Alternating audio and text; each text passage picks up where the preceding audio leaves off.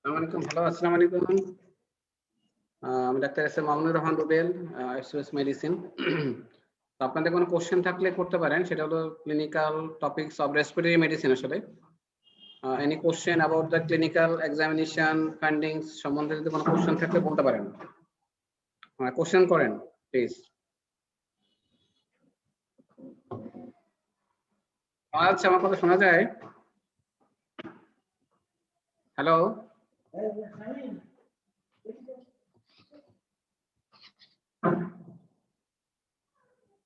হ্যাঁ, কোনো কোশ্চেন থাকলে কোশ্চেন জিজ্ঞেস করেন। আচ্ছা, আমি নাম ধরে জিজ্ঞেস করি।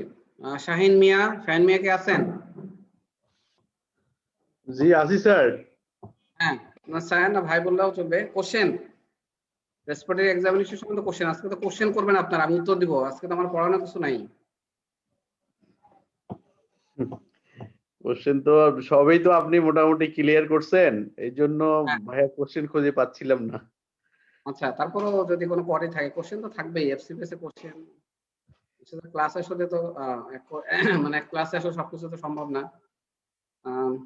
রেসপিরেটরি আসলে এনআইডিসিএস এ যে কিন্তু প্র্যাকটিস করতে হবে, এর কোনো বিকল্প নাই।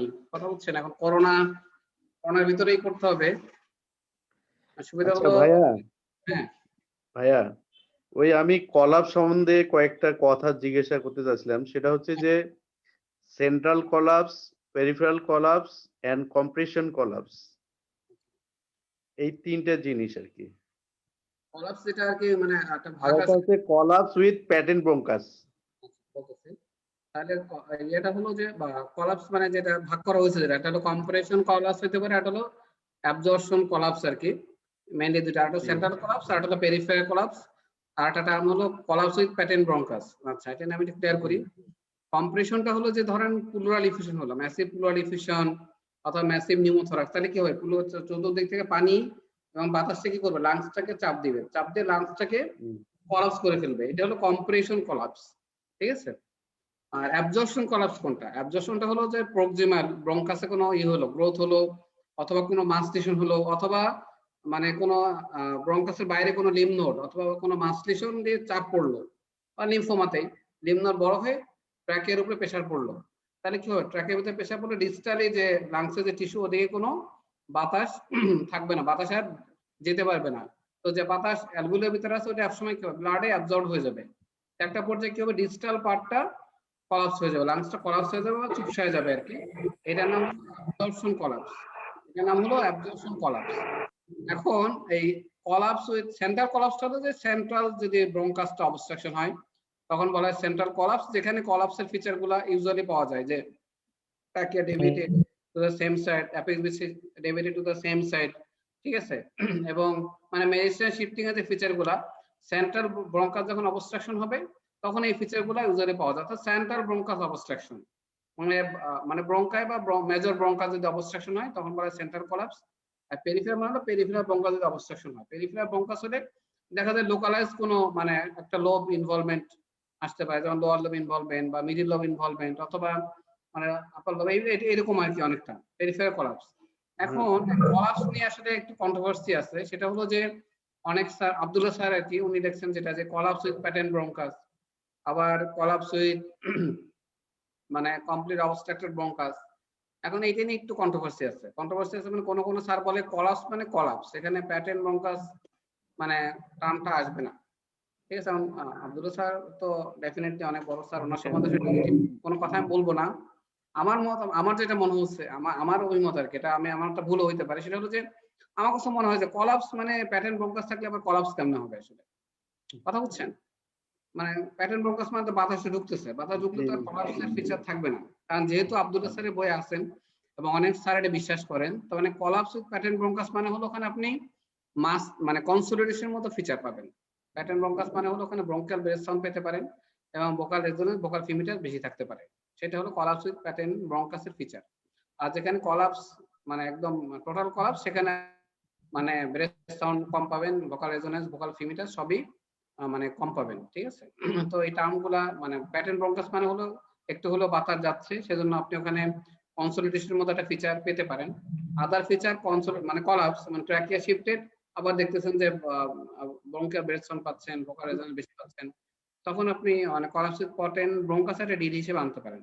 আর সেন্টার কলাপসের ক্ষেত্রে আরেকটা বিষয় হলো সেন্টার কলাপসের ফিচার আর্লি আসবে, ফিচারগুলো আসবে আর্লি, কারণ সেন্টার কলাপস পেশেন্ট খুব তাড়াতাড়ি রেসপিরেটরি ডিস্ট্রেস নিয়ে আসবে। আর পেরিফেরাল কলাপস মানে এটা লোকালাইজ একটা জায়গা কলাপস হয়ে থাকবে, তো আপনি দেখবেন যে তেমন কোনো ফিচার থাকে না। এক্সরেতে দেখা যায় তখন মানে একটা কনসোলিডেশন বা মাসলিশনের মতো ফিচার আসে। তো ওই জন্য আমরা অনেক সময় যে প্লুরাল ইফিউশনের ডিডি হিসেবে বলতে পারি পেরিফেরাল কলাপস একটা প্লুরাল ইফিউশনের ডিডি, আবার হলো প্লুরাল থিকেনিং, এই যে ডিডি গুলো আসছে এই জন্য যে পেরিফেরাল কলাপস একটা important DD of plural diffusion, যেখানে ফিচারস অফ মেডিসিন শিফটিং থাকবে না। তবে ইউজুয়ালি কলাপস মানে হলো কলাপস, ঠিক আছে? তবে বললাম তো আব্দুল্লাহ স্যারের বইয়ে আছে কলাপস উইথ প্যাটার্ন ব্রঙ্কাস, বা কোনো কোনো স্যাররাও এটা মানে, আবার অনেক স্যারে কিন্তু এটা মানেও না, ঠিক আছে? তো আপনি বলতে পারেন যদি স্যারে মানে, তো আপনি বলবেন যে sir collapse with pattern bronchus একটা ফিচার আমরা স্যার পেতে পারি, যেখানে এরকম ব্রঙ্কিয়াল ব্রেথ সাউন্ড আমরা পেতে পারি। এই এখানে একটু কন্ট্রোভার্সি আছে, বললাম যে কোনো কোনো স্যার এটা মানে আবার কোনো কোনো স্যার মানে না। আপনি বলতে পারেন যেহেতু বই স্যারের বইয়ে আছে, বলবেন, কোনো অসুবিধা নেই, ঠিক আছে? Thank you. ওয়েলকাম। আর কারো কোনো কোশ্চেন? এই তো ভালো কোশ্চেন। আমার একটা প্রশ্ন ছিল, একটা হচ্ছে লং স্ট্যান্ডিং কোলাপস আর হচ্ছে হলো একটা ফাইব্রোসিস এর পেশেন্টকে ক্লিনিক্যালি আমরা কিভাবে ডিফারেন্সিয়েট করব? লং স্ট্যান্ডিং কোলাপস আর ফাইব্রোসিস, এটা তো এটাই তো মানে শর্ট কোশ্চেন এফসিপিএস এর, লং স্ট্যান্ডিং কোলাপস এবং ফাইব্রোসিস। ফাইব্রোসিস ডিডি হলো কোলাপস, কোলাপসের ডিডি হলো ফাইব্রোসিস। এটা ডিফারেন্সিয়েট করার উপায় অনেকগুলো আছে। ফাইব্রোসিসে আপনি কিভাবে, ফাইব্রোসিসের ফাইন্ডিংসটা আমি আগে বলি। ফাইব্রোসিস আমি ইন্সপেকশনে লং স্ট্যান্ডিং কোলাপস তো সাধারণত সেন্ট্রাল কোলাপস হয় না, সেটা পেরিফেরাল কোলাপসটা হয়। একটা কথা বলি, পেরিফেরাল কোলাপস। আর কারণ কোলাপসের প্রধান কারণ হলো আসলে ব্রঙ্কোজেনিক কার্সিনোমা, প্রধান কারণে ব্রঙ্কোজেনিক কার্সিনোমা। 2 নম্বর আসতে পারে ইনলার্জ লিম্ফ নোড লিম্ফোমাতে আসতে পারে, অথবা ইনলার্জ থাইরয়েড আসতে পারে, অথবা মিউকাস প্লাকটা, সেগুলো দিয়ে কোলাপস হতে পারে। তবে প্রধান কারণ যদি বলা হয় কোলাপসের, আমরা যেটা পাই সেটা হলো ব্রঙ্কোজেনিক কার্সিনোমা। সো কোলাপসের সাধারণত সেন্ট্রাল কোলাপস যেটা ইউজুয়ালি আসলে র্যাপিডলি হয়, এখানে লং স্ট্যান্ডিং ইউজুয়ালি কম থাকে, ঠিক আছে? যেটা মানে সাধারণভাবে মেডিকেল সায়েন্সে তো সবই সম্ভব, ইউজুয়ালি কোলাপসটা আমরা মনে করি র্যাপিডলি। তো ফাইব্রোসিস সাধারণত একটা ক্রনিক প্রসেস। ফাইব্রোসিসের ফাইন্ডিং যেটা পাওয়া যায়, একটা ইন্সপেকশন আপনি মানে সামনে থেকে যদি দেখেন, তাহলে ফ্ল্যাটেনিং অফ দা ওই সাইডের মানে চেস্টটা ফ্ল্যাটেনিং পেতে পারেন, এমনকি চেস্ট ডিপ্রেশনে পেতে পারেন। আর ব্যাক দিয়ে যদি আমরা দেখি, ফাইব্রোসিস মানে সাধারণত আমরা আসলে বলি ফাইব্রোসিস মানে আমরা সাধারণত এপিক্যাল ফাইব্রোসিসটাই চিন্তা করি। ব্যাক থেকে দেখলে ইউনিল্যাটারাল শোল্ডার ড্রপিং পাওয়া যায় মানে ফাইব্রোসিসের ক্ষেত্রে ইন্সপেকশনে। তাহলে ফাইব্রোসিস ইন্সপেকশনে আমরা দুইটা ফাইন্ডিংস পেলাম, একটা হলো যে চেস্ট ফ্ল্যাটেনিং অথবা চেস্ট ইনড্রয়িং, পাশাপাশি পিছন থেকে দেখলে শোল্ডার ড্রপিং, সামনে দিয়ে যদি বসে থাকে পেশেন্ট তাহলে আমরা দেখতে পারি, ঠিক আছে? এরপর হলো পারকাশন নোট, তো দুইটা ক্ষেত্রে ডাল, সেজন্য আমি এখানে ডিফারেন্সিয়েটিং কোনো কিছু বলবো না। অসকাল্টেশনে ফাইব্রোসিসের ক্ষেত্রে আমরা ব্রঙ্কিয়াল ব্রেথ সাউন্ড পাবো। আর একটা হলো যে ভোকাল রেজোনেন্সটা বাড়বে, ভোকাল ফিমিটাসটা তো সারা এখন পছন্দ করতেছে না, সুতরাং ভোকাল ফিমিটাসটা আমার মনে হয় অ্যাভয়েড করাটাই ভালো, ঠিক আছে? ভোকাল রেজোনেন্সটা বাড়বে, ব্রঙ্কিয়াল ব্রেথ সাউন্ড পাবো। আর একটা হলো লোকালাইজ ক্রিপ্রেশন পেতে পারি ইন কেস অফ ফাইব্রোসিস। আর কলাপসের ক্ষেত্রে বললাম যে কলাপস মানে হলো ইউজুয়ালি প্যাটার্ন ব্রঙ্কাসটা তো বললাম যে কলাপস মানে ম্যাক্সিমাম ক্ষেত্রে আমরা কলাপস মানে কমপ্লিট কলাপসটা চিন্তা করি, এবং কলাপসটা হলো র্যাপিড প্রসেস। সো কলাপসের ক্ষেত্রে আমরা মানে flattening of the chest, shoulder drooping, এই ফাইন্ডিংস গুলো সাধারণত কলাপসে পাওয়া যায় না, এটা আসলে একটা ক্রনিক প্রসেস। আর একটা হলো কলাপসের ক্ষেত্রে আমরা ব্রেথ সাউন্ড ডিমিনিশ পাবো, ভোকাল রেজোনেন্স, ভোকাল ফিমিটাস সবই ডিমিনিশ পাবো ইউজুয়ালি। তবে যদি থাকে প্যাটার্ন ব্রঙ্কাস যদি থাকে, তাহলে সেক্ষেত্রে আমরা bronchial breath sound, vocal resonance, vocal ফিমিটাসটা বেশি পেতে পারি। তবে ইউজুয়ালি বললাম তো যে কলাপস মানে ইউজুয়ালি আমরা কলাপস মানে কমপ্লিট কলাপসটা চিন্তা করি। এই হলো মেইন ডিফারেন্সিয়েটিং পয়েন্ট, হলো মানে যেটা সাধারণভাবে প্যাটেন্ট ব্রঙ্কাসটা বাদ দিলে আমরা যেটা বুঝি সেটা হলো যে আমরা ইন্সপেকশনে অনেকগুলো ফাইন্ডিংস পাবো, সেটা পালপেশনে দুইটাই পারকাশন ঢাল হবে, অসকালটেশনে হলো ব্রঙ্কিয়াল ভেরিয়েশন পাবো ফাইব্রোসিসে, ভোকাল রেজোনেন্স ভোকাল ফিমিটাস ইনক্রিজ করবে, কোলাপসের ক্ষেত্রে ভোকাল রেজোনেন্স ভোকাল ফিমিটাস পারকাশন সব ডাল এবং ডিমিনিশ থাকবে। ট্র্যাকিয়া দুইটার ক্ষেত্রেই ট্র্যাকিয়া কিন্তু ডেভিয়েটেড হবে সেম সাইডে। যদি রাইট সাইডে ফাইব্রোসিস হয় তাহলে ট্র্যাকিয়া রাইট সাইডে ডেভিয়েশন হবে, কোলাপস যদি হয় তাহলে ট্র্যাকিয়া রাইট সাইডে ডেভিয়েশন হবে। ঠিক আছে, তাহলে আপনাকে মেইনলি আসলে অসকালটেশন করে আর ইন্সপেকশন করেই কোলাপস থেকে ফাইব্রোসিস আলাদা করতে হবে। ঠিক আছে, বোঝা গেছে? ক্লিয়ার না, ওই আব্দুল্লাহ স্যারের শর্ট বই যেটা লেখা ছিল যে মানে ব্রঙ্কাল ভেরিয়েশন দুইটা যে প্যাটার্ন ব্রঙ্কাস যেটা বলেন, এখানে নাকি ক্রিপিটেশন লং স্ট্যান্ডিং হলে ক্রিপিটেশন পাওয়া যায় মানে কলাপসের ক্ষেত্রে। সারে বইতে ওই লেখা আছে। এখন সেক্ষেত্রে ডিফারেন্সিয়েশন নাকি? ক্রিপিটেশন শব্দটা কোলাপস থেকে বাদ দিয়ে দিয়েন। ঠিক আছে, ক্রিপিটেশন শব্দটা ফাইব্রোসিসের ক্ষেত্রে আসলে বেশি প্রযোজ্য, সারা এটা শুনতে চাই না, ক্রিপিটেশনটা বাদ দিয়ে দিন ফাইব্রোসিস। আচ্ছা, আর একটা ছিল আমরা ওই যে শোল্ডার ড্রপিং দেখার জন্য কি আমরা বসে দেখতে পারবো নাকি পেশেন্টকে দাঁড় করাইতে হবে? বসাইলেই হবে, দাঁড় করানোর দরকার নেই, বসাইলেই হবে। আর এই ক্ষেত্রে ফাইব্রোসিসের ক্ষেত্রে এই ক্ষেত্রে অল্টার উইথ কাফিং এর সাথে কোনো রিলেশন আছে কিনা? আরে সেটা কি? Part coffee আল্লাহ গেছে রে, না, গেছে রে, কোনো রিলেশন নাই। অল্টার কাফিং সাথে লাং অ্যাবসেস, অল্টার কাফিং এখানে তেমন কোনো রিলেশন নেই। এক ঘন্টা ঠিক আছে, আমাদের কথা আসলে শুনি নাই কারণ হচ্ছে আমার বলতে ভালো হবে। আজ জানো অল্টার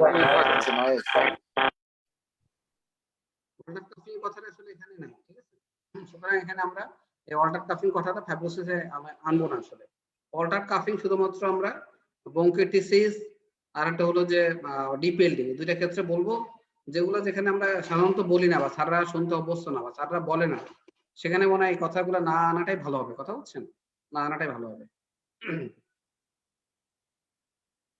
আর কারো কোনো কোশ্চেন? আমি সবাইকে মিট করে দিচ্ছি আসলে।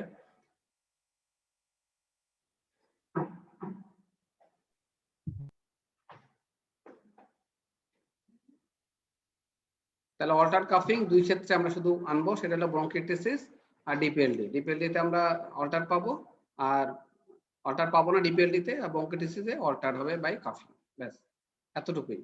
তারপরেও যেখানে আমরা কিউবিটেশন পাই আসলে সেখানে আমরা একটা কাশি দিতে বলি, তবে এখানে এটা নিয়ে আসলে মাথা ঘামানোর দরকার নেই বা এটা উল্লেখ করার এখানে খুব বেশি দরকার নেই।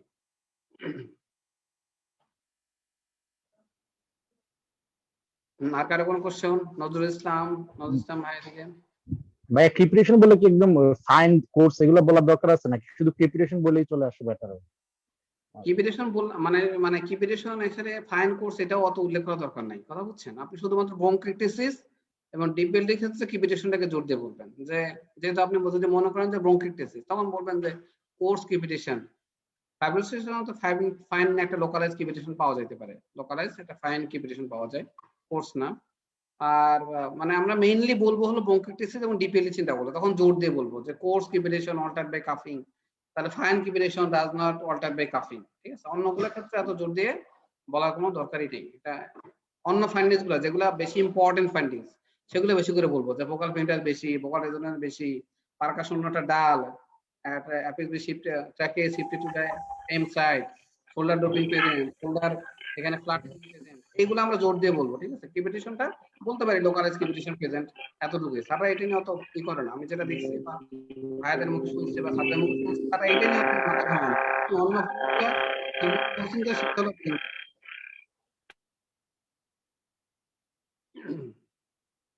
ভাইয়া হ্যাঁ। একটা কোশ্চেন বলতাম।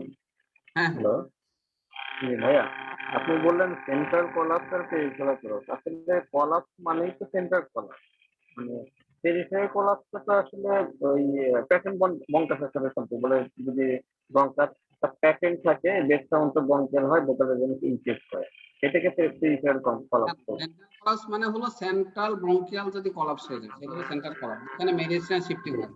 আর পেরিফেরাল ব্রঙ্কাল যদি অবস্ট্রাকশন হয় তখন এটা বলাই আছে সেন্ট্রাল কলাপসের ক্ষেত্রে ফিচার হবে আর্লি। পেরিফেরাল কোলাপসের ক্ষেত্রে সাউন্ড কেন? পেরিফেরাল কোলাপসের ক্ষেত্রে ফিচার হবে লেট, কারণ পেরিফেরাল কোলাপস ওইটার জন্য পেশেন্টের রেসপিরেটরি কম্প্রোমাইজ অতটা হবে না, কিন্তু সেন্ট্রাল আর্টারি যদি ব্লক হয়ে যায় তখন রেসপিরেটরি কম্প্রোমাইজ দ্রুত হবে। এজন্য পেশেন্ট ফিচার নিয়ে আর্লি ফিচার নিয়ে। সেক্ষেত্রে পেরিফেরাল ব্রঙ্কাস তো না, পেরিফেরাল কোলাপসের ক্ষেত্রে ইয়ে থাকবে না, মেডিসিনাল শিফটিং সাধারণত হয় না, মেডিসিনাল শিফটিং সাধারণত হয় না, এবং ওখানে মানে এক্সরে করলে দেখা যায় একটা কনসলিডেশন বা মাস লিশন এরকম একটা ফিচারের মতো আসে আর কি। পরবর্তীতে দেখা যায় যে না এটা বা ইফিউশন এরকম একটা ফিচার আমার কাছে মনে হতে পারে যে ইফিউশন, ঠিক আছে, এরকম একটা ফিচার আমার কাছে মনে হতে পারে। পরবর্তীতে পরীক্ষা নিরীক্ষা করে দেখা গেল যে না লোকটা তো আসলে পেরিফেরাল কোলাপস বা পেরিফেরাল একটা মাস লিশনের মতো কিছু একটা হয়ে বসে আছে। পেরিফেরাল কোলাপস ডায়াগনোসিস হবে দেরিতে ডায়াগনোসিস হবে, আর্লি ডায়াগনোসিস হবে না, এটা লেট হবে, অনেক পরে যে ডায়াগনোসিস হবে। কারণ প্রথমে তো কেউ আর পেরিফেরাল কোলাপস চিন্তা করবে না, কথা বলছেন, প্রথমে চিন্তা করবে অন্য কোনো কিছু, যে মাস লিশন বা কনসলিডেশন এই ধরনের কোনো কিছু একটা চিন্তা করা হবে। পরবর্তীতে দেখা যাবে যে না এগুলা কোনো কিছুতে কাজ হচ্ছে না, না ঠিক আছে তাহলে এটা মনে হয় পেরিফেরাল কোলাপস, পরবর্তীতে ডায়াগনোসিস হবে। সেন্ট্রাল কোলাপসটা খুব র্যাপিডলি ডায়াগনোসিস হয়ে যাবে, কারণ এখন তো মেডিসিন শিফটিং থাকবে। পেরিফেরাল কোলাপসে মেডিসিন শিফটিং থাকবে না এবং ফিচার গুলো মানে অতটা মিলবে না, কথা বুঝছেন, কোলাপসের সাথে যে ফিচার গুলো মেলার কথা ওটা অতটা মিলবে না, আপনার কাছে ডিডি আসবে, ইফিউশনের মতো মনে হবে, মাস লিশনের মতো মনে হবে, এরকম মনে হবে সব।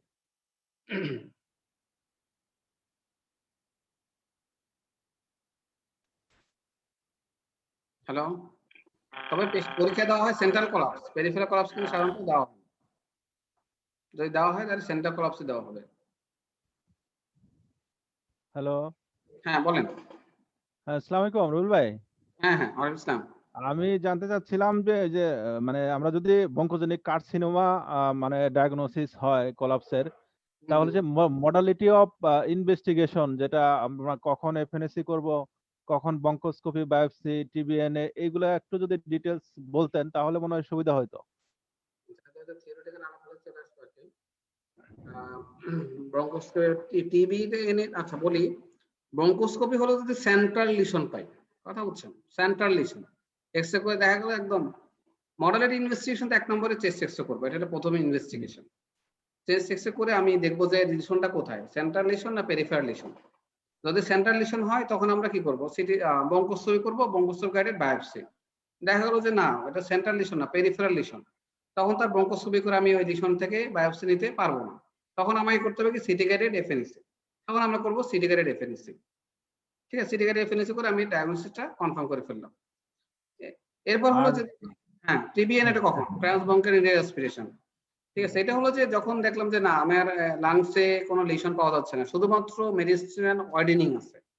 মেডিসিনাল ওয়ার্ডিনিং মানে হলো মেডিসিনাল একটা মাসও হইতে পারে অথবা মেডিসিনাল লিম্ফেডেনোপ্যাথিও হতে পারে, ঠিক আছে, মেডিসিনাল মাসও হইতে পারে অথবা মেডিসিনাল লিম্ফেডেনোপ্যাথি হইতে পারে। তখন আমরা কি করতে পারি, তখন আমাকে ওই মেডিসিনামে যে লিশনটা, টিবিএনএ মানে হলো ট্রান্স ব্রঙ্কিয়াল নিডেল অ্যাসপিরেশন, ঠিক আছে, জি জি, ট্রান্স ব্রঙ্কিয়াল নিডেল অ্যাসপিরেশন, তখন আমি মানে ব্রঙ্কোস্কোপি করার মাধ্যমে একটা নিডেল দিয়ে, ঠিক আছে, এটা তো রেসপিরেটরিতে যারা আছে তারা ইন্টারভেনশন যারা আছে তারা করে আর কি। তখন হলো নিডেল দিয়ে আমরা ব্রঙ্কাসের মধ্যে দিয়ে নিডেল ঢুকাই দেবো মেডিসিনামে, মিনিল ঢুকায় তখন ওখান থেকে যে মাস লিশন বা লিম্ফ যে আছে ওখান থেকে আমরা মানে ই করবো আর কি, এফএনএসি মতো একটা লিশন টিস্যু নিবো আর কি, টিস্যু নিয়ে পরীক্ষা করে দেখবো যে এটা কি লিম্ফোমা না বঙ্কোজেনিক কার্সিনোমা মেটাস্টেসিস না অন্য কোনো লিশন, ঠিক আছে।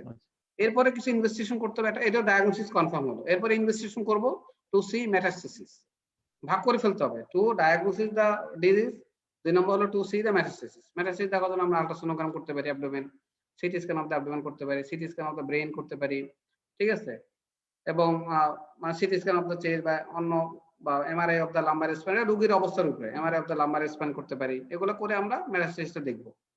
এরপরে হলো যে কমপ্লিকেশন দেখতে যাচ্ছি, কমপ্লিকেশন দেখার জন্য সিরাম ক্যালসিয়াম লেভেল তো মাস্ট করতেই হবে, সিরাম ক্যালসিয়াম লেভেল, তো সিবিসি, ইউরিনারি ক্রিয়েটিনিন, ইলেক্ট্রোলাইট, এগুলো তো রুটিন টেস্ট করবো যে এগুলাতেও কোন ধরনের ইনভলভমেন্ট আছে কিনা। এরপরে প্যারানিউপ্লাস্টি দেখার জন্য কিছু পরীক্ষা নিরীক্ষা করতে হবে, তার মধ্যে ইম্পর্টেন্ট হলো সিআর হয়, সিরাম ইলেক্ট্রোলাইটটা দেখতে হবে, আবার হলো হাইপারক্যালসিমিয়া হয়, সিরাম ক্যালসিয়াম লেভেলটা দেখবো, তারপরে সিরাম কর্টিসল লেভেলটা দেখবো, দেখে আমি প্যারানিউপ্লাস্টিক কোনো ফিচার আছে কিনা সেগুলো আমি ডায়াগনোসিস কনফার্ম মানে ফাইনাল ডায়াগনোসিস শেষ করবো, তাইলে বোঝা যাবে যে না রোগীর অবস্থাটা কি। আচ্ছা, বুঝতে আর পারছেন? একটা হচ্ছে যে আমরা হ্যাঁ, তো স্পুটাম অনেক সময় করি ম্যালিগন্যান্ট সেল দেখার জন্য। স্পুটাম করতে পারি, হ্যাঁ, স্পুটাম করতে বঙ্কিয়াল অ্যাসপিরেট, বঙ্কিয়াল যে আপনার ব্রাশিং, এগুলো কখন ওয়াশিং। ওয়াশিং ব্রাশিং এটা কখন করব তাহলে? মানে যখন মানে এগুলোর স্কোপ নাই, দেখা গেলো যে রুগীটা এতটাই কোমরবিড কন্ডিশন অনেক বেশি, বা অনেক মরবিড পেশেন্ট, ফ্রায়াবল পেশেন্ট, তাই না, বা পেরিফেরিতে আপনি আছেন, পেরিফেরিতে আছেন, ওখানে তো আর আপনি ব্রঙ্কোস্কোপি গাইডেড বায়োপসি বা ব্রঙ্কোস্কোপি গাইডেড এফএনএসি, টিবিএনএ বা CT scan of the chest বা সিটি গাইডেড এফএনএসি আমরা যেভাবে বলতেছি, এটা তো আসলে এতটা ইজি না, সব জায়গায় তো হয় না। যেন আমি আছি, বাস্তব কথাটা, আমি আছি বরিশালে মানে এগুলা মানে হয় না বললেই চলে, কথা বলছেন। তখন আপনি কি করবেন? তখন আপনি স্পুটাম ফর এএফবি দিলেন যদি পাওয়া যায়, অথবা দেখা গেলো যে রোগীটার আমি ব্রঙ্কোস্কোপি করা যাচ্ছে না, তখন আমি ব্রঙ্কিয়াল ব্রাশিং করে দেখি যে কোনো যদি ম্যালিগন্যান্ট সেল পাওয়া যায়। এগুলো তো আসলে মানে খুব বেশি, অনেক বেশি মানে স্পেসিফিক না, এটার মধ্যে ফ্যালাসি অনেক বেশি আছে, এটা ডায়াগনোস হইতেও পারে, নাও পারে, কথা বলছেন। এগুলো হলো জি যে জি সাপোর্টিভ হিসেবে আর কি, যখন আর কিছু করা যাচ্ছে না তখন আর কি করব। কিন্তু আইডিয়ালি তো হলো বায়োপসি, অথবা আপনাকে সিটি গাইডেড এফএনএসি অথবা সিটি গাইডেড বায়োপসি করে এটা কনফার্ম করতে হবে।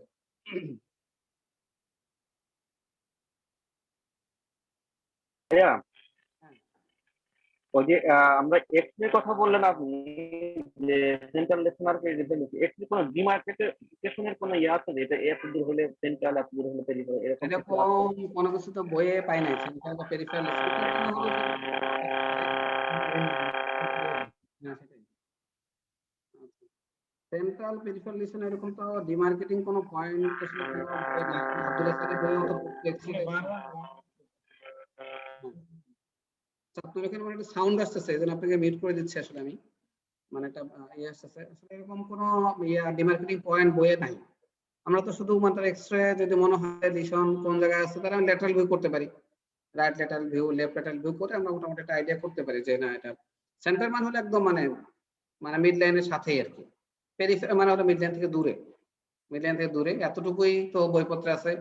কোথাও আসলে এরকম ডিমার্কেটিং কোনো পয়েন্ট আমি কোনো স্যারের মুখে শুনি নাই, বা কোনো বই এখন পর্যন্ত আমি আসলে পাই না, এরকম কোনো কিছু আছে কিনা আমার জানা নেই, কথা বলছেন। কোনো এরকম আমি পাই নাই আর কি। আমি তো অনেকগুলা বই পড়ছি এক্সরে এর উপরে, কোনো বইয়ে পাই নাই। এক্সরে উপরে তো আমি কয়েকটা ক্লাসও নিছি, করোনার ভিতরে যখন আমি ফ্রি ছিলাম তখন ক্লাস নিছি অনলাইনে, তখন আমি সেই বই টইতে ঘাটছি, কোথাও এরকম নাই আসলে ডিমার্কেটিং কোনো পয়েন্ট বলা নাই। আপনারা কেউ জানলে বলতে পারেন, আমার জানা নাই আর কি, আমি পাই নাই কোনো বইয়ে। আচ্ছা, আর কারো কোনো কোশ্চেন? আচ্ছা, আমরা pleural effusion and pleural thickening এগুলো বেড সাইডে আমরা কিভাবে ডিফারেন্সিয়েট করতে পারি? কারণ দুইটার ফাইন্ডিংস তো আপনার পালপেশন একই থাকবে, হ্যাঁ, না বেড সাইড স্কালপেশন ডিফারেন্সিয়েট, থাকবে, না বেড তাহলে সাইড মোস্ট ক্লিনিক্যাল সাইনটা বেড সাইড আমরা কিভাবে করব? বেড সাইড আসলে ডিফারেন্সিয়েটিং করার বইয়ে তো থিওরিটিক্যাল বলছে যে পারকাশন নোট স্টোনিডাল, আর এখানে বলছে পারকাশন নোট উডিডাল। তবে আমি বলি আমার তো ছিল এবার প্লুরাল ইফিউশন, তো কাকা স্যার জিজ্ঞেস করলেন যে হোয়াট ইজ দ্য ডায়াগনোসিস, আমি বললাম স্যার রাইট সাইডের প্লুরাল ইফিউশন। বলেন যে আপনার ডিডি, বললাম স্যার প্লুরাল ইফিউশন ডিডি বলছে, এবার স্যার ডিডি মাই ডিফারেন্সিয়াল আছে, ডিফারেন্সিয়াল হলো স্যার প্লুরাল থিকেনিং, আর হলো স্যার ই হইতে পারে কলাপস হইতে পারে, লল অফ কলাপস অথবা মাস লিশন হইতে পারে। তখন বললো যে আপনি প্লুরাল ইফিউশন প্লুরাল থেকে ডিফারেন্সিয়েট কেমনে করবেন?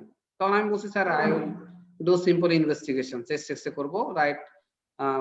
বলে যে এক্সরে করে তো নাও বুঝতে পারেন, তখন কি করবেন? তা আমি বললাম যে স্যার রাইট ল্যাটারাল ডিকিউবিটাস ভিউ আমি এক্সরে করতে পারি। তখন বলে তাতে না বুঝলে কি করবেন? আল্ট্রাসাউন্ড করবেন। তো আমাকে স্যার এইভাবে আগাইছে, কথা বুঝছেন। ক্লিনিক্যালি আসলে ডিফারেন্সিয়েট করা থিকেনিং এবং ইফিউশন, এটা আসলে ওই তো থিওরিটিক্যাল কথা ওইটাই, পারকাশন নোট স্টোনিডাল, আটাল পারকাশন ইউরিডাল। তবে এরকম স্যাররা জিজ্ঞেস করে না, আমাকে করে না আর কি, আমাকে বলছে যে কি করবেন? আমি বলছি স্যার এক্সরে করবো, টেস্ট এক্সরে করবো, ল্যাটারাল ভিউ করবো, রাইট ল্যাটারাল ভিউ, যদি রাইট ল্যাটারাল ভিউ না বুঝি রাইট ল্যাটারাল ডিকিউবিটাস ভিউ করবো। বলছে যে এতেও না বুঝলে কি করবেন? তখন বলছে স্যার আল্ট্রাসোনোগ্রাম মতো লোয়ার চেস্ট করবো।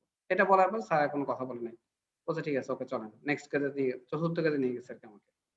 এই আমার এক্সপেরিয়েন্সটা বললাম, এতটুকু এইভাবে স্যার আগাইছে। আমি একটা কথা বলতে যাচ্ছি আর কি, এই ডিফারেন্সিয়েট করার ক্ষেত্রে অনেক সময় সারা ট্রাকিয়া দেখতে বলে, এটা কি আমরা দেখবো কিনা? ট্রাকিয়া বলি, ট্রাকিয়া দেখবেন, হ্যাঁ থিওরিটিক্যালি ট্রাকিয়া দেখবেন, বাট কথা হলো যে লোয়ার লোবে ইফিউশন থাকলে তো বা নিচের দিকে ইফিউশন থাকলে তো তখন তো শিফট হবে না। শিফট হবে না, এটা মানে আপনি বলবেন, হ্যাঁ তারা এটা পছন্দ করে যে এটা কি আচ্ছা। ইফিউশন না collapse, sir I want to C the trachea, আপনি বলবেন এটা, জি কিন্তু একটা ফ্যালাসি আছে। বাট আপনাকে পরীক্ষার জন্য আপনাকে বলতে হবে যে sir I want to C the trachea, আপনি বলবেন, এটা স্যাররা শুনতে পছন্দ করে, আপনি বলবেন, কথা বলছেন। আচ্ছা। প্র্যাকটিক্যাল কথা হলো যে মানে যদি ম্যাসিভ ইফিউশন না হয় এবং যদি লোয়ার জোন শিফট হবে না। হবে না, এটা সত্যি কথা। আরেকটা জিনিস জানতে চাচ্ছি। ডিপেন্ড করে, আমি একটা কথা বলি, এটা ডিপেন্ড জি, করে স্যারের উপরে, কথা বলছেন। এখন জি, স্যার জি। যদি আমাকে বলতো যে আপনি এত কিছু মানে, আমি তো কাকা নিঃসন্দেহে স্যারের প্রতি কৃতজ্ঞ, আমার আল্লাহ পাক কপাল ভালো ছিল যে কাকা স্যারের মতো স্যার এত পড়ছি। তো স্যার তো আমাকে পেঁচায় নেই, স্যারে এটা সহজভাবে নিয়ে গেছে যে ঠিক আছে বাবা, আপনি ঠিক আছে, আপনি ইনভেস্টিগেশন কি করবেন। যখন ডায়াগনোসিস বলতে পারছি, স্যারের নেক্সট ইনভেস্টিগেশন স্যারও তো এখানে পেঁচাইতে পারতো, আচ্ছা ট্র্যাকিয়া দেখেন, ট্র্যাকিয়া দেখে বলেন এটা কলাপস না ইফিউশন, তাহলে কিন্তু আমি ট্রাবলে পড়ে যেতাম সিরিয়াসলি।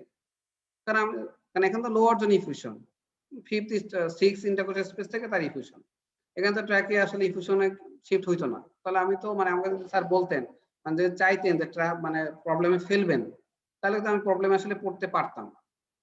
এটা আসলে ওই যে বললাম তো, এটা হলো আপনার কপাল, স্যার কোন স্যার নিচ্ছেন তার উপর ডিপেন্ড করবেন। আর হলো আগের কেস দুইটা কেমন হয়েছে, আমার 3 নম্বর কেস ছিল এটা, তো আগের কেস দুইটা খুব ভালো হয়েছিল। তো হয়তো বা সেই জন্য স্যার আর বেশি করে নাই, সিম্পল দিয়ে স্যার পার হয়ে গেছেন, কথা বলছেন। যে আরেকটা জিনিস জিজ্ঞেস করতে চাচ্ছি এই ক্ষেত্রে, যে অনেক সময় তো স্যাররা বলে যদি বুঝতে না পারো আমরা বেড সাইড অ্যাসপিরেশন করে দেখতে পারি কিনা, এটা বলা যাবে কিনা? বেড সাইড অ্যাসপিরেশন এতটুকু যাওয়ার দরকার নাই, স্যার তো অনেক স্যার জিজ্ঞেস করে যে কনফার্মেটিভ কি, তখন বলতে পারেন যে স্যার কনফার্মেটিভ হলো aspiration of the plural fluid, this is the confirm, এটা বলতে পারেন। কনফার্মেশন বলতে জানতে চাইলে এটা আমি বলতে পারবো আর কি। বলতে পারবেন যদি বলে ইনভেস্টিগেশন কনফার্ম কি, তখন কিন্তু বলতে হবে যে আল্ট্রাসোনোগ্রাম দ্য লোয়ার চেস্ট, এটা হলো মানে একদম স্মল অ্যামাউন্ট ফ্লুইড, এমনকি 50 ml থেকে 100 ml ফ্লুইডও আমরা কিন্তু আল্ট্রাসোনোতে বুঝতে পারি, আল্ট্রাসোনো অফ দ্য লোয়ার চেস্ট, ঠিক আছে, এটা বলতে পারি আমরা।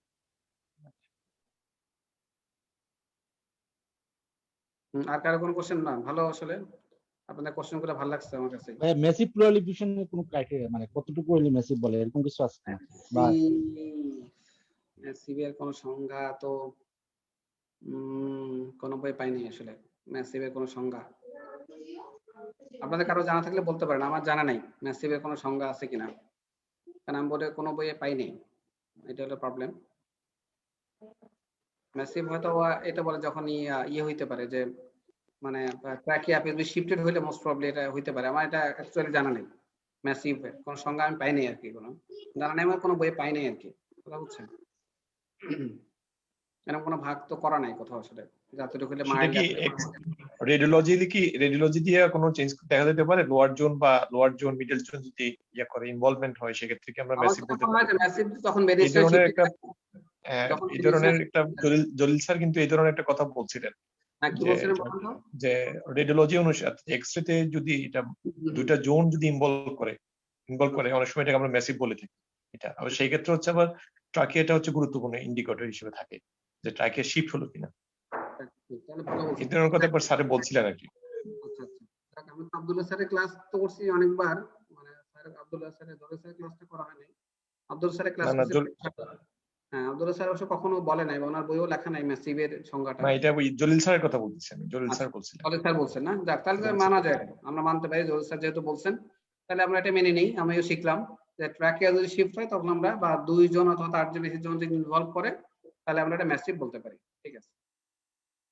স্যার অনেক কিছু আছে যেটা বইয়ে নাই, এটা হয়তো বা স্যারদের মুখে শুনতে চেষ্টা করছি, আব্দুল্লাহ স্যারের ক্লাস অনেকবার করছি, তো যাক এটা আব্দুল স্যার তো ভালো ক্লাস নেন, বলেন না আর কি কখনো। আর কারো কোনো কোশ্চেন?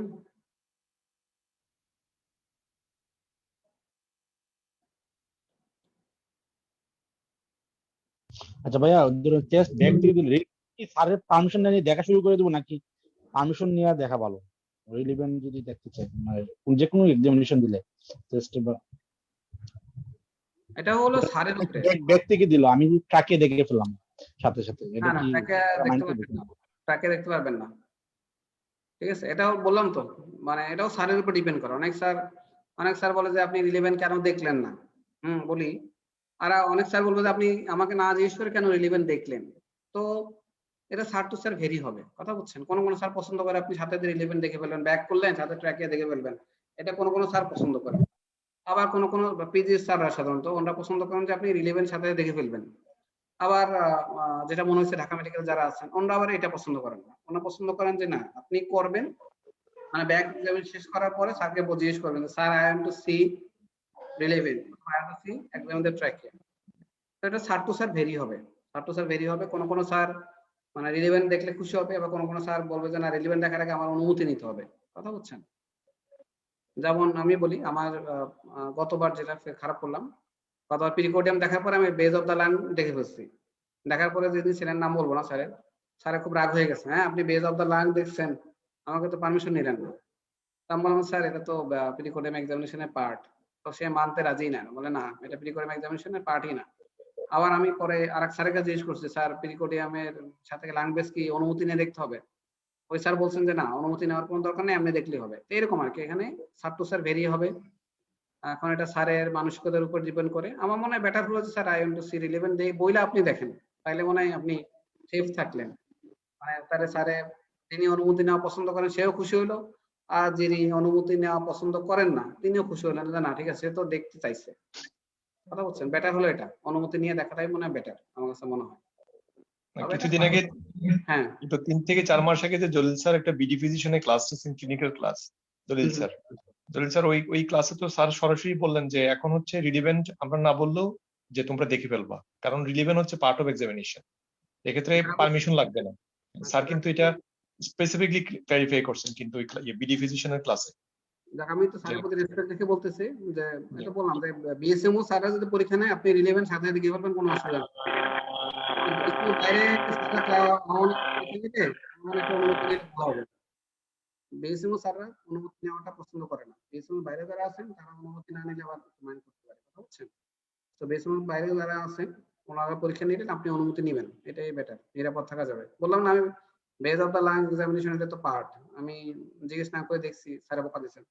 কারণ স্যার পরীক্ষা হলে যেটা বলবেন ওইটাই right, boss is always right, এটা মেনে নিয়ে চলতে হবে আর কি আপনাকে। পাস করার পরে আপনি যা করবেন কোনো অসুবিধা নেই, পাস করার এক পর্যন্ত স্যারের মানে মানসিকতা মেনে আপনাকে চলতে হবে। আসসালামু আলাইকুম। আমার একটা কোশ্চেন। হ্যাঁ আমার examine the chest from back যদি বলে, সেই ক্ষেত্রে পেশেন্টের হাতগুলা কি ট্রাপিজিয়াসের উপরে রাখবো দুই পাশে? তাহলে আমি কাজ করবো কিভাবে? হাতগুলো যদি রাখি উপরে, এইভাবে রাখবেন, এইভাবে রাখবেন, এরকম না, এইভাবে রাখবেন।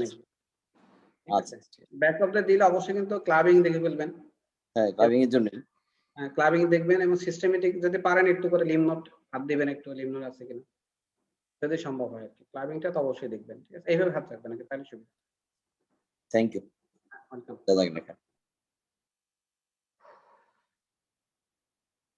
আচ্ছা, কারো কোনো কোশ্চেন না থাকলে এনআরইসিস এ যেতে হবে, কিন্তু বক্ষব্যাধি শিখতে হলে এনআরইসিস এ যাওয়ার কোনো বিকল্প নাই, ওখানে মিনিমাম মাসে একবার বা দুইবার যেতে হবে।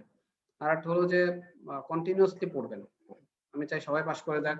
পাস করা আসলে আমি পাস করার পরে যে আমার কথা বলি যে অনেক বেশি রুগী বেড়ে গেছে, অনেক বেশি নলেজ বেড়ে গেছে, সেটা না। আমি আসলে এখন কোনো টেনশন লাগে না, এটা সবচেয়ে বড় যেটা লাভ হয়েছে। আমার একটা লাভ হয়েছে, আমি এখন মানে ঘুরি ফিরি ইচ্ছা মতো, আমার কোনো টেনশন নেই। এর আগে গত 3টা বছর 3.5 বছর ঢাকায় আসছি, তো 3 বছরের উপরে মানে কন্টিনিউয়াসলি মাথার মধ্যে একটা প্রেশার, মাথার মধ্যে একটা মনে হতো কি বোঝা, 50 কেজি একটা বোঝা মাথার ভিতরে আছে আমার, কোনো কিছু করতে পারতাম না, কোনো কিছু ভালো লাগতো না।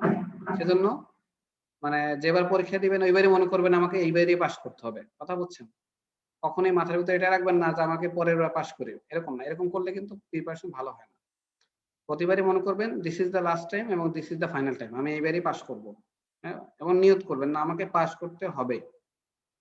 এবং তার জন্য আসলে প্রতিদিন, এখন যেহেতু হাতে 3 মাস সময় আছে, 3 মাস কন্টিনিউয়াসলি পড়েন প্রতিদিন, বেশি না আপনি 5 থেকে 6 ঘন্টা পড়েন।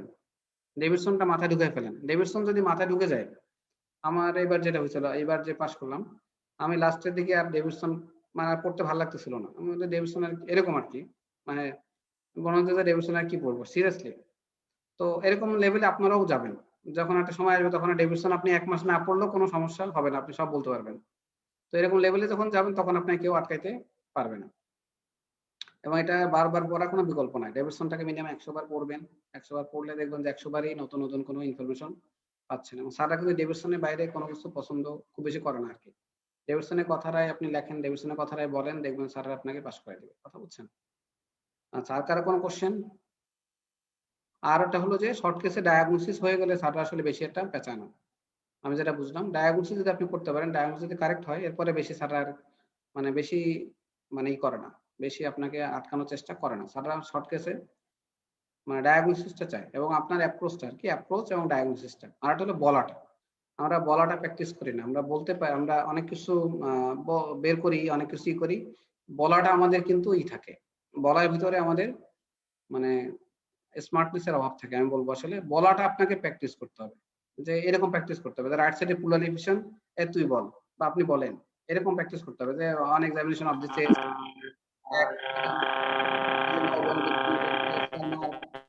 no visible partition is present, এটা বলতে বলতে থার্ড ইয়ারে বলা। হ্যাঁ, তো পরীক্ষা হলে কিন্তু এই বলার ভিতরে যদি কোনো ধরনের ইয়ে থাকে, জড়তা থাকে, তাহলে কিন্তু স্যাররা পছন্দ করে, বুঝবে যে ছেলেটা তো ইয়ে না, স্মার্ট হয় না এখন, মানে বলার ভিতরে জড়তা আছে। তো এই বলার ভিতরে জড়তা দূর করতে হবে। হ্যাঁ, মনে হয় যে বলতে পারবো, এরকম অনেকে আছে যারা আমি মানে এরকম আছে যারা মনে করে যে পারবো তো, পুল এলিভেশনটা এটা কোনো বলা কোনো বিষয় না। এরকম করলে হবে না। এই পুল এলিভেশনটা আপনাকে 50 বার বলতে হবে, নিউমোথোরাক্স 50 বার, নিউমোথোরাক্স না, ইনফিউশন মানে সরি ফাইব্রোসিস 50 বার বলতে হবে, কলাপসের থেকে বলতে হবে, বলে বলে বলে বলে বলে মানে আপনি তখন তাইলে কি হবে, আপনি স্মার্টলি যদি ছোটখাটো ভুলও বলেন স্যার এটা ধরে না, কিন্তু আপনি মানে বললেন কারেক্ট ডায়াগনোসিস, বলার ভিতরে জড়তা আছে, স্যার এটা খুব কিন্তু মাইন্ডে নেয়। কথা বলছেন, বলার ভিতরে কোনো ধরনের জড়তা থাকা যাবে না। আপনি ভুল বলেন, যাই বলেন, মুখ চলতে হবে। আপনি থেমে গেলে স্যারও কিন্তু থেমে যাবে। ভাই ফাইনালি একটা কথা বলি, এখন তো ভাই আসলে করোনা সিজন, আমরা তো ঢাকায় যারা আছি, ঢাকায় তো স্যাচুরেটেড করোনা রোগীতে, নন কোভিড যদিও বা আমাদের ঢাকা মেডিকেলে আছে কিছু ইয়েতে, তো রিস্কি, এমন কিভাবে দেখতে পারলে একটু সেফটি তো থাকা যায়। কিন্তু ভাগ করা করোনা এবং নন করোনা তো ভাগ করা আছে মনে হয়, আমি যতদূর জানি এনআরডিসিএস এ ভাগ করা, এনআরডিসিএস এ ভাগ করা আছে। তারপরে হলো যে বঙ্গবন্ধু তো ভাগ করা আছে, যে এগুলা করোনা এগুলা নন করোনা, ঠিক আছে। তারপরে হলো যে এই দুইটা জায়গাতে যেতেই পারেন, এনআরডিসিএস এ ভাগ করা, ঢাকা মেডিকেলে ভাগ করা, সলেমুল্লাহটা ভাগ করা নাই। তারপরে ইসে যান, আর কোথায় আছে, এই দুইটা জায়গায় দেখেন। সলেমুল্লাহ মানে ইসে বঙ্গবন্ধুতে অনেক পেশেন্ট, বঙ্গবন্ধুতে যদি পেশেন্ট দেখেন অনেক পেশেন্ট, এবং বঙ্গবন্ধুতে প্রতিটাই যেতে হবে, নিনসে যেতে হবে, নিচে যেতে পারেন। এনআইসিবিতে অবশ্য করোনা নন করোনা সব মিক্স, আমি তো এনআইসিবিতে আছি, ওখানে আসলে করোনা নন করোনা মিক্স, তাও তো আছি, কি করার। হ্যাঁ, রিপোর্টে আমি দেখবেন আর কি, মাস্ক টাস্ক পরে দেখতে হবে, কি করা। পরীক্ষার হলে তো সারা ছাড় দিবে না, কোনো ছাড় তো দেন, বুঝছেন, দেয় না তো, ছাড় দেয় না, করোনা মানে যত ছাড় দেয় না। আপনাকে কারেক্ট করতেই হবে। লং কেস ডায়াগনোসিস কারেক্ট না হলে পাস হবে না। শর্ট কেসও আপনাকে 4টার মধ্যে 3টা আপনাকে ডায়াগনোসিস কারেক্ট করতে হবে। স্যারদের মাথায় যে ইনপুট আছে একদম ওটা আপনাকে কারেক্ট করতে হবে, না হলে ছাড়বে না। আমার লং কেস ছিল, যদি কারণ যদি লং কেস ছিল, কিন্তু একদম মানে স্যার ধরছে, প্রতিটা পয়েন্ট ধরছে, রোগীর ইনফিউশন আছে কিনা, রোগীর জেবিপির কি অবস্থা, লাং বেস কেমন, টেন্ডার হেপাটোমেগালি আছে কিনা। আমার রোগীর কোনো কিছু ছিল না, এমএসএমআর ছিল, মানে কোনো ফাইন্ডিংস এর ভিতরে শুধু ছিল টেন্ডার হেপাটোমেগালি, ইডিমা ছিল না, লাং বেস ক্লিয়ার ছিল, জেবিপি নরমাল ছিল, সব কিছু নরমাল ছিল। স্যারের তারপরেও আমি বলছি এগুলো ফাইন্ডিংস, বলার পরেও সে একটা একটা করে পয়েন্ট ধরছে, জেবিপির কি অবস্থা, লাং বেসের কি অবস্থা, ইডিমা আছে কিনা, হেপাটোমেগালি আছে কিনা, অ্যাসাইটিস আছে কিনা। বলছে sir only tender hepatomegaly, no ascites. এরকম আর কি, ফাইন্ডিংস মিস করা যাবে না এটা। আর 2 নম্বর হচ্ছে ডায়াগনোসিস কারেক্ট করতে হবে। ওটা লং কেসে আপনাকে মোটামুটি ডায়াগনোসিসে যাইতে হবে। শর্ট কেসে তো আপনি ডিডি বললে অসুবিধা নাই, কিন্তু ফাইন্ডিংস মিস করা যাবে না। যেমন আমার লোয়ার লিভ এক্সামিন ছিল, এক পায়ে পাওয়ার ছিল 3/5 আর এক পায়ে ছিল 2/5। তো স্যারে সবকিছু দেখার পরে বলছে যে পাওয়ার কত, জাস্ট একটা কথা জিজ্ঞেস করছে। আমার স্যার এইটাই 2/5, ওইটাই 3/5। সেন্সরি কি অবস্থা, আমার সেন্সরি ইনট্যাক্ট, সেন্সরি নরমাল নয়। তো কি ডায়াগনোসিস, স্যার ফ্লাসিড প্যারাপ্লেজিয়া। এই যে মানে ফাইন্ডিংস ঠিক মতো বলার পরে স্যার আর বেশি করে না, বলছে ডিডি বলেন কয়েকটা, তো কয়েকটা ডিডি বলছি ব্যাস। মানে এই তো আপনি যদি ডায়াগনোসিস ফাইন্ডিংস বের করে ফেলেন তখন স্যারা বেশি পেঁচাবে না, এটা মনে রাখবেন। আর যদি যখন দেখবেন কঠিন কঠিন প্রশ্ন ধরতেছে স্যারে এবং আপনাকে পেঁচানোর চেষ্টা করতেছে, তাহলে বুঝবেন যে আপনার ফাইন্ডিংস মিস হয়েছে কোন একটা, বা আপনার ডায়াগনোসিসটা কারেক্ট হয় না। কথা বুঝছেন? পাস করলে, পরীক্ষা হলে আপনি বুঝে ফেলবেন যে পাস হয়ে গেছে। আমি পরীক্ষা হল থেকে বের হওয়ার আগে মোটামুটি বুঝে ফেলছিলাম যে হয়তো বা পাস হয়ে যেতে পারে, মানে খানাবুল কালাম সব বুঝাই দিছিল আর কি। সেটাই হোক, এরকম। কোন সেন্টার? বিএসএমইউতে। আচ্ছা আচ্ছা, বিএসএমইউ না, সেন্টার এখন যতগুলো সেন্টার আছে সবগুলো সেন্টারই ভালো, একটা সেন্টার একটু খারাপ। সলিমুল্লাহ। থাক, নাম বলতে চাই না। আমি এবার খেলে আল্লাহ কাছে একটা দোয়া করছি, আল্লাহ সলিমুল্লাহ যেন না পড়ে। আমি 3 বার মানে ভাইবা ফেস করছি 3 বার, একবার রিটার্ন দেই নাই, একবার মানে দেই না, মানে আমি রিকার্ড দিচ্ছিলাম তো রিকার্ড পাস করলাম, এবার দেই নাই, আরেকবার রিটার্ন খারাপ করছি। তো মানে 3 বার ফেস করলাম ভাইবা, ফেস করে আমার 2বারই পড়লো সলিমুল্লাহ এবং 2বারই তো ফেল করলাম। এই থার্ড টাইম হলো এখানে পড়লো আর কি। আমি খেলে এবার আল্লাহ কাছে একটা দোয়া করছি, আল্লাহ সলিমুল্লাহ না করে। তো ভাইয়া সলিমুল্লাহতে কি ইন্টারনালরা ফেল করায় নাকি এরকম হচ্ছে কেন সলিমুল্লাহ? এর কারণটা হলো সলিমুল্লাহ কেসগুলো থাকে জটিল, যথেষ্ট জটিল এবং ফান্ডিংস বেস করা খুব ডিফিকাল্ট, আর হলো কোঅপারেটিভ না, কথা বুঝছেন? জটিল থাকে এবং লং কেস বলেন শর্ট কেস বলেন এগুলো বেশ জটিল থাকে, খুব কঠিন, মানে ফান্ডিংস বেস করা খুব কঠিন হয়ে যায়। আমার এই যে আমি বলি গত জানুয়ারিতে আমি যে দিলাম পরীক্ষা, আমার পেশেন্ট ছিল না 90 বছরের, 90 বছর হবে না 80 বছরের বৃদ্ধ, অশিক্ষিত 1 নম্বরে। 2 নম্বর হলো সে চোখে দেখে না। 3 নম্বর হলো অনেকটা ডিসওরিয়েন্টেড, কথা বুঝছেন? তার হলো journalise swelling, abdominal lump, ascites, শ্বাসকষ্ট, হ্যাঁ, পুলার ফ্লুইড অ্যাসপিরেশন করা হয়েছে। আমাকে রুগী জিজ্ঞেস করে, বাবা আপনার পানি বের করছে কবে লাংস থেকে? বলে আমার কোনো পানি টানি বের করে নাই। তো এরকম তো হিস্ট্রি দিতে পারবে না, এগুলো কেন দেয়? আমাদের বিএমসি তে তো এরকম। আমি বলছি আপনার কি সমস্যা? বলে আমার কোনো সমস্যা নাই, আমার খালি এলাকায় রক্ত দিছিল, এখানে রক্ত দিতে আসছি, আর কোনো বুঝছেন? মানে আমি লং কেজে আমি বুঝছি যে আর হবে না এরকম। ওইবার গত জানুয়ারিতে তো মানে লাস্টের দিন আমার ছিল, লাস্টের দিন পাঁচটা সেন্টারে পাস করছে 30 জনে 15 জন, 30 জনে 15 জন। আর সলিমুল্লাহ আমরা ছিলাম 6 জন, কেউ পাস করে না। মানে বাকি 5টা সেন্টারে পাশের হার ছিল 50% লাস্টের দিন, আর সলিমুল্লাহ পাশের হার ছিল 0। তো এরকম বাকি যে 5 জন ছিল তাদেরও কেস ছিল এরকম, একটা ছিল ডায়াবেটিস সাথে কমপ্লিকেশন, সেও ফান্ডিং সব বের করতে পারে নাই, আর একটা জন মানে সবাই। এবারও তো রেজাল্ট ভালো না, লাস্টের দিন মানে একজন পাস করে, মানে 5 দিনে মনে হয় 5 দিন 6 দিন হলো পরীক্ষা, 6 দিনে মনে হয় 5 জন পাস করছে সলিমুল্লাহ থেকে। এবার 110 জন পাস করছে যেখানে, সেখানেও সলিমুল্লাহতে একেবারে খুব মানে এই অবস্থা। এখন যাক, এটা সলিমুল্লাহর আসলে বদনাম করে লাভ নাই, মানে সলিমুল্লাহ বললে একটু কষ্ট হয়ে যাবে আর কি বলবো। এবার আরেকটা বলি, এবার অপথলমোস্কোপি দিচ্ছে, এক বড় ভাই পরীক্ষা দিচ্ছে, পাস করছে, কপাল ভালো ওনার। তো উনি মানে আগে 3টা কেস ভালো হয়েছে, 4র্থ কেসটা ছিল অপথলমোস্কোপি। তো উনি পুরো অপথলমোস্কোপ দেখছে একবার, উনি আমাকে বললো, দেখে কোনো ফাইন্ডিংস পায় না। তো এখন ফাইন্ডিংস পান, আগে 3টা কেস ভালো হতো, ওনার একটু মনে বল ছিল আর কি। তো বলছে স্যার আমি তো কিছু পাই না, কিছু তো নাই। তো ওই যেটা বললাম যে আগে 3টা কেস ভালো হওয়াতে স্যার বলছে যে তুমি আর একবার একটু দেখো রে বাবা। তো সে আবার দেখতেছে। তো আপনি এখন এখানে একটা কথা হলো যে আপনি যদি আগের কোনো কেস খারাপ হয়ে থাকে, আল্লাহ না করুক, তাহলে তো আপনাকে স্যার দ্বিতীয়বার চান্স দিবে না, স্যার আপনি ডাইরেক্ট এখানে ফেল করাই দিবে। তো অনেকবার খুঁজতে এক কোণার ভিতরে নাকি একটুখানি হেমোরেজ পাইছে, এক কোণার ভিতরে হেমোরেজ। তো এরকম কেস যদি পরীক্ষায় থাকে, এফসিবিএস পরীক্ষায় অপথলমোস্কোপিতে, তাহলে তো আসলে এটা সম্ভব না, কথা বুঝছেন? তো এই আর কি, যাক আল্লাহ ভরসা, আমি দোয়া করি ইনশাআল্লাহ কপালে পাস থাকলে পাস হয়ে যাবে আর কি। তাহলে আর কার কোন কোশ্চেন আছে? আমি তো এনআইসিবিতে আছি, যদি কখনো যান আমাকে ফোন দিন, কোথায় রোগী থাকে বলে, আপনারা জানেন অবশ্য কোথায় রোগী থাকেন, তারপরে বলবো যে অমুক জায়গায় রোগী থাকে বেশি। আপনারা ওয়ার্ডে যাবেন, কথা বুঝছেন? আমরা খালি ওই যে মানে ওয়ার্ড মানে হলো 3 নাম্বার ওয়ার্ডে যাবেন, ওয়ার্ড নাম্বারটা লিখে রাখেন। 3 নাম্বার ওয়ার্ডে এমনি তো সার্জারি যে ব্লক আছে, পেডিয়াট্রিক্স, ফিমেল এবং আর হলো যে মেল, এইগুলোতে তো যাবেনই। এর পাশে দেখবেন একটা ওয়ার্ড আছে 3 নম্বর ওয়ার্ড। ওইখানে একটু রোগী খুঁজতে হয়, কিন্তু ওইখানে অনেক পেশেন্ট থাকে।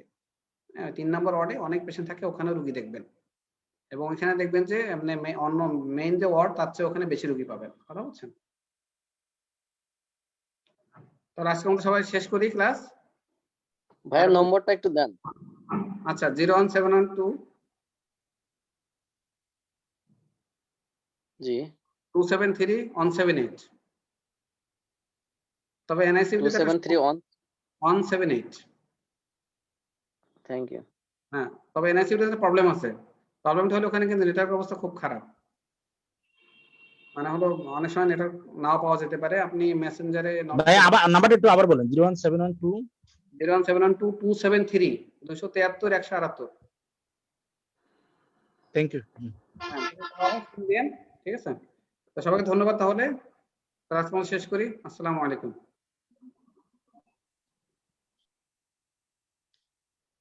ওয়ালাইকুম আসসালাম।